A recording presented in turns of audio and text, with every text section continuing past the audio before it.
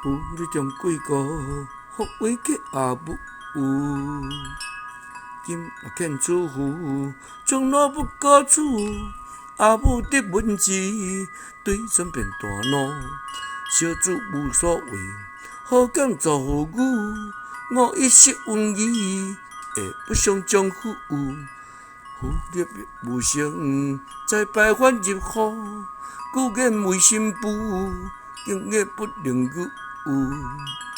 我自不驱卿，逼迫有阿母。卿但暂还家，我今且报府。不久当归还，还必相迎处。